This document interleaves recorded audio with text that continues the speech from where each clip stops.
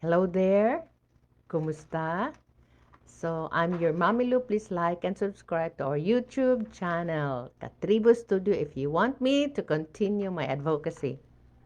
Okay, so meanwhile, I will be launching my new feature episode. Make sure to click that notification bell to be updated. Now, for our topic, 7 compelling reasons why we should care for climate change. Why? Why? Why? Ngano? Ngano jud? No, so understanding why we should care for climate change is crucial in today's world. It is not just a global responsibility. It's about safeguarding our future, ensuring resilience in our communities, and upholding ethical principles. So, let's explore the 7 compelling reasons why climate change should be a matter of every individual. Are you ready? Number 1, impact on well-being. Climate change poses significant risks to human health and well-being, from extreme weather events to air pollution-related illnesses and food and water shortages. The consequences of climate change can directly affect individuals' quality of life. No, because you see, sa ato adjud no, well-being nato ba, it affects each and every one of us. Because extreme weather, yesterday was very hot. Today it's raining here in Davao City. It's cold. And of course, the dust and the polluting mga virus and bacteria and fungus and molds would be floating on the air. So it really affects our well-being. Then also because of power outages, just like I can say in the Island Garden City of Sama, power outages, so the water would not be able to reach especially the poor communities, the relocation areas, and then also the appliances are being broken or malfunction because also of the power shortage and power outage, and also because it's very hot, poor ventilation, so respiratory diseases also for the children and the old and the vulnerable groups. So it affects our well-being. So why we should care about, or compelling reasons why we should try to look into the climate change. Then environmental conservations, that's number 2. Climate change contributes to habitat destructions, loss of biodiversity, degradation of ecosystems. By caring about climate change, individuals can contribute to the conservation of natural resources and the protection of vulnerable species in the environment. Because one, the kaingin, the charcoal making, then we cut trees, but we do not plant trees. Also, even the mangrove, the biodiversity, we rely more on our food, on the fishes, on the rivers, and on the seas. That's why, for me, I really make it sure that in certain activities in our urban poor communities, we engage in mangrove planting or our trees that are edible, no, as part of our application or conversion of our activities into action. Because just like the mangrove, they don't say that mangrove pala. Mangrove is a forest, is a kind of a forest pala. We were oriented. But the bakhaw and the different species of the mangrove forest would be planted appropriately, just like along the coastal areas, along the river banks. So it's very important because it also consumes the carbon dioxide. No, these trees and the mangrove forest consume more and protect us from floods, from typhoons, and even the strong water currents. No, and then also the habitat of the fishes and the livings, the beings in the water that provides food, even the seaweeds and the seagrass. So it's very important that we have to really have a compelling responsibility to look into it. Okay? Number 3, social justice. Climate change disproportionately affects vulnerable populations, including low-income communities, indigenous people, and marginalized groups. By caring about climate change, we can advocate to equitable solutions that address the needs of all people, especially of almost impacted climate change risk areas. No, so social justice, no, we call that there is equality, inclusion. But you know, when there are extreme situations, there's a big difference because the rich can go to the hotels or they can buy water, but the poor families who does not have access to potable water, transportation, or even roofing on their house is really would be more at the worst situation. So this climate change we really have to look into because some also of these develop or more for in a better conditions, no, even in our community would even more exploit these resources, endangering the poor marginalized communities and even our indigenous peoples in the uplands. So this is a compelling reason. In terms of social justice, sometimes we thought it was just a crime and everything, but eventually we would realize that even the climate change has a call for social justice. And again, I would say that there are no environmental lawyers. Do you know that we have lawyers? We have sometimes, how do you call that, pre-legal assistance for those affected families, but there is still no lawyers. I hope you can give me a tip. Do we have a lawyer, environmental lawyer, who would always help and fight for the communities and the families affected in the exploitation of the environment? Hmm? Give me one, Dobby, please. Okay. So, number 4 is economic stability. Climate change has significant economic implications, including damage to infrastructure, disruptions to supply chains, and increased healthcare costs.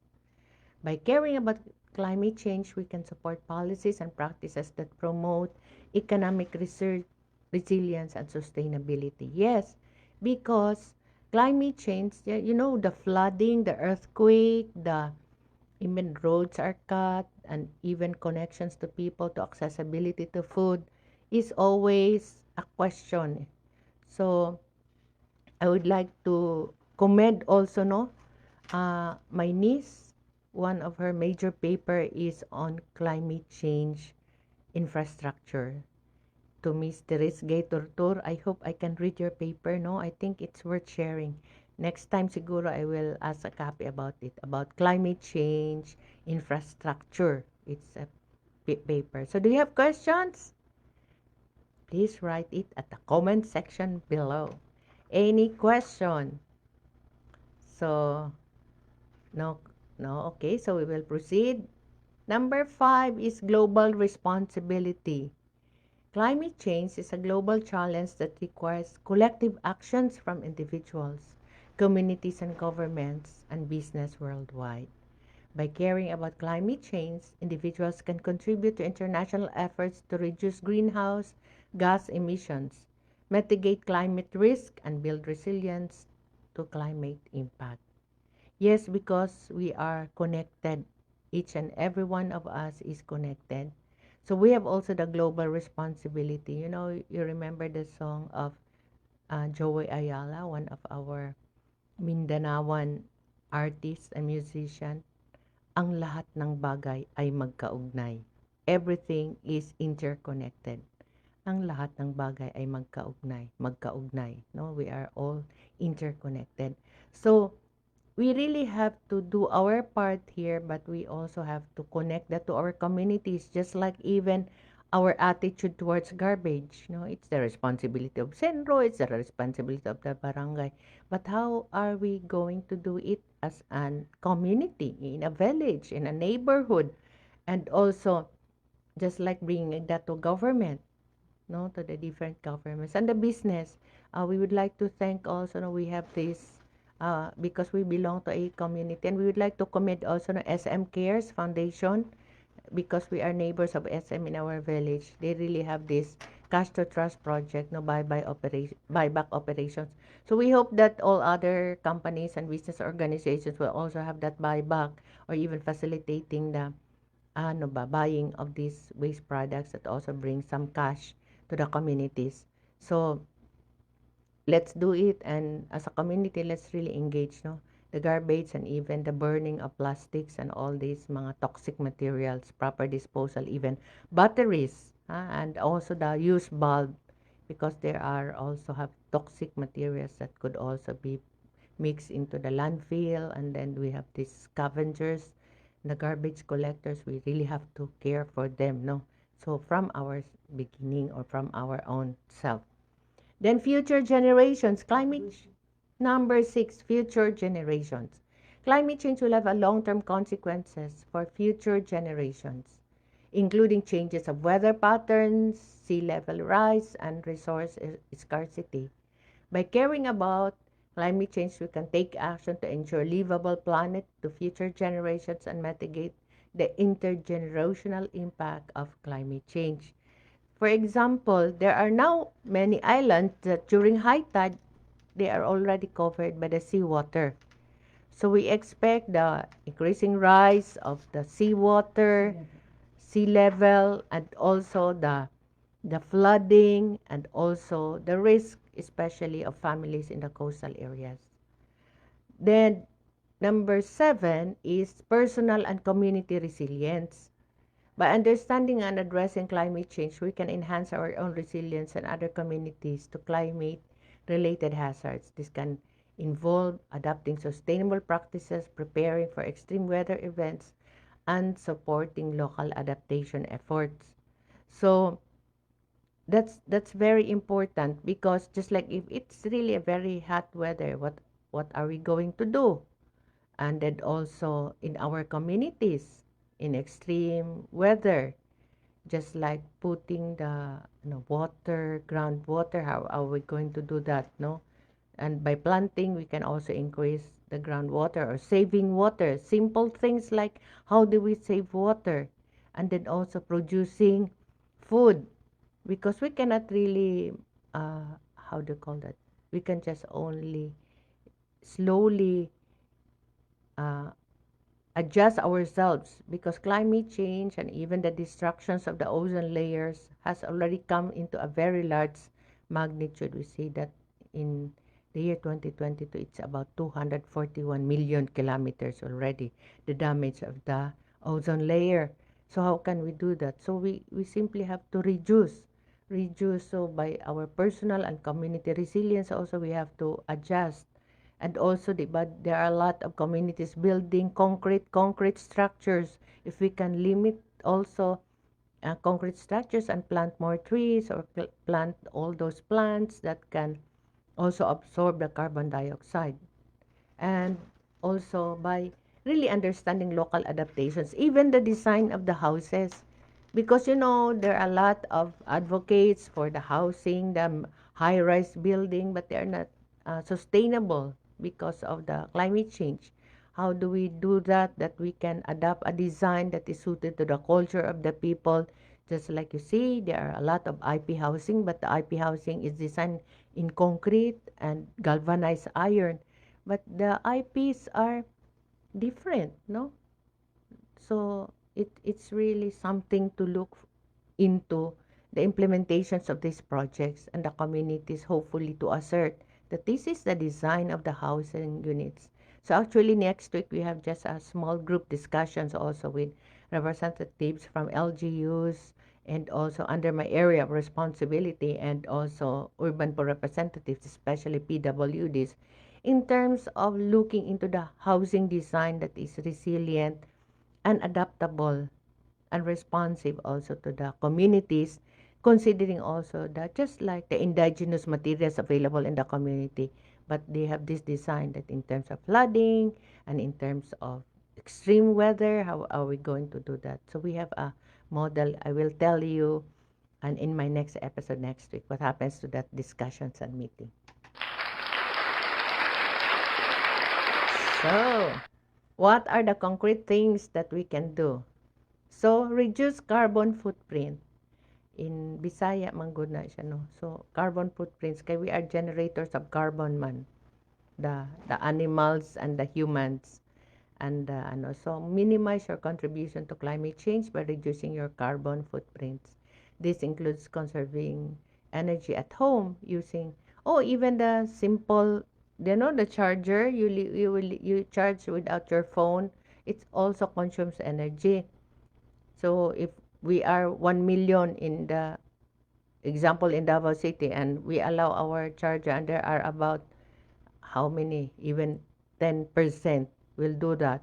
So 100,000 individuals and cell phone charger are being put on. They are not unplugged. Now imagine, these are simple things. And also using energy efficient appliances, driving less or using public transportation, and supporting renewable energies. So solar energy and other source, no? And then conserve water, yes. Practice water conservation techniques such as fixing leaks, installing water saving devices, using water efficient appliances. Additionally, consider reducing water intensive activities like lawn watering and car washing. So conserve water. Then number 3 is adopt sustainable practices. So embrace sustainable lifestyle choices such as reusing and recycling materials, buying locally produced goods to reduce transportation emissions, and choosing products with minimal packaging. So it's really hot now, no? But only few of us would find that abanico or the native fan that we use. We use this electric generated fan like that with plastics and all this stuff. So let us also buy all these materials and the fan, the bayong, and all this stuff that does not generate waste but are biodegradable.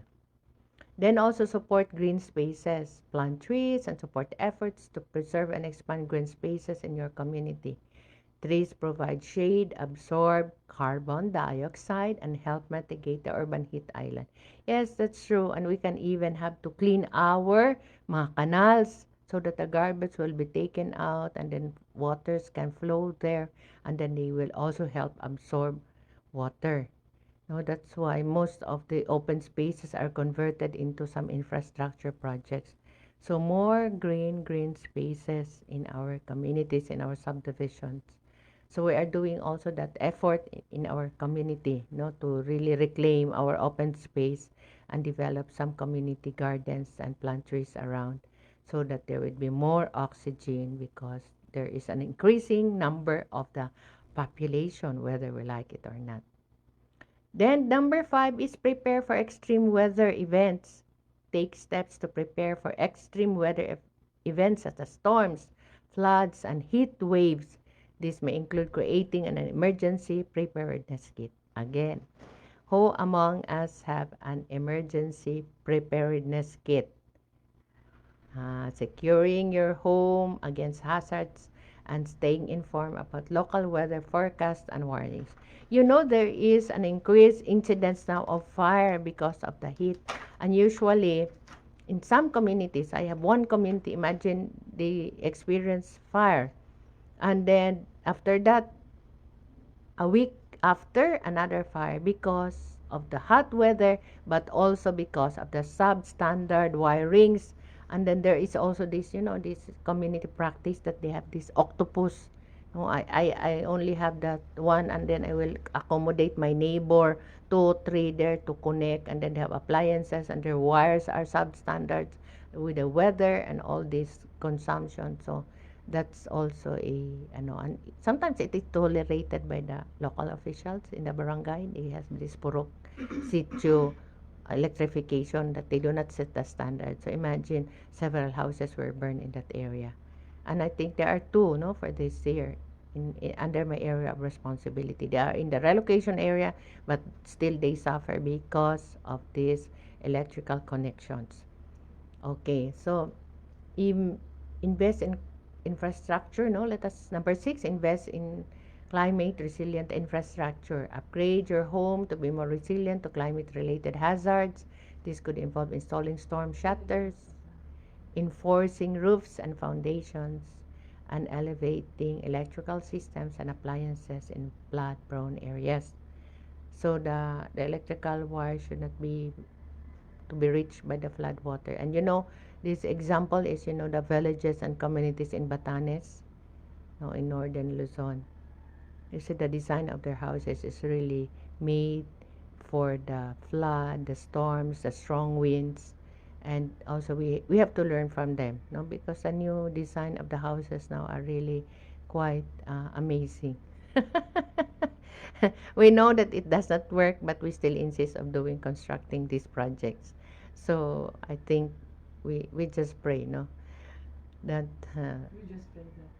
we just pray that something will be done about this, and the people will assert that it doesn't work and we don't like that, no? But they still continue to do it anyway. So we really have to start now from the communities, and then number 7 is practice sustainable land use. Oh my.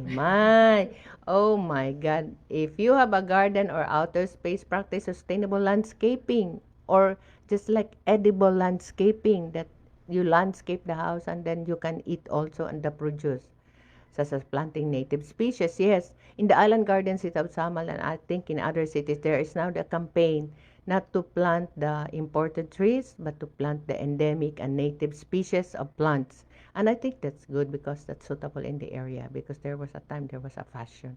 You know, this trees is coming from, then you plant that, but it's not really coming from us.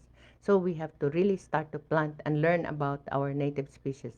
And using mulch. What is that mulch? To retain moisture. You know the coconut husk? You just gather it around the tree or around the plant. It absorbs more water and then it keeps the moisture. So it also minimizes the chemical fertilizers and pesticides. And you know its favorite abode of the earthworms and other insects that decompose. So they also contribute no organic matter to our plants. Then number 8 is promote climate awareness. So raise awareness about climate change and its impacts within our community.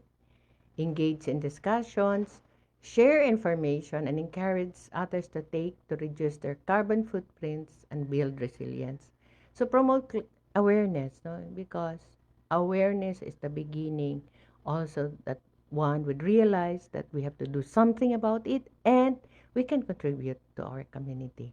So just like promote, because sometimes we cannot underestimate also that he is educated, he's exposed, no. But the climate change should always be a constant part of the conversation. No, right? We call that here is marites, no. You share the information, good information. Then support climate friendly policies. Advocate for policies and initiatives at the local, national, and global events that promote climate resilience and sustainability. This may involve contacting elected representatives and participating in community organizations and supporting environmentally responsible business practices. So, you know, we are happy here in Davao City because there is also a group of environmentalists. There was a infrastructure project where certain trees along the waterways would be cut. And these groups really work out to engage local legislators to really look into it. But you know, when you see other areas, all these old age acacia trees are only just being fallen down to give way to the infra project. So let us always look. So elections is coming, so let us also check on the environment friendly officials running for office, because they could be our voice to make the representations also, to really care for this very, very compelling and serious problem. Also, for your assignment, take picture of your contribution to Mother Earth, whether planting a tree and attending forums and seminars. Tell us your experience and tag Ask Mamilu on Facebook, TikTok, and Instagram. You can also scan my QR code to get my latest updates on the social media. So finally, this episode is for education, entertainment, and information purposes only. It does not replace the legal advice of the professionals. Mhm. So that ends our Ask Mamilo episode 24, 7 compelling reasons why we should care about climate change. This is your Mamilu saying, Daghang salamat. Thank you for welcoming me to your space, and see you next meetup. Bye-bye.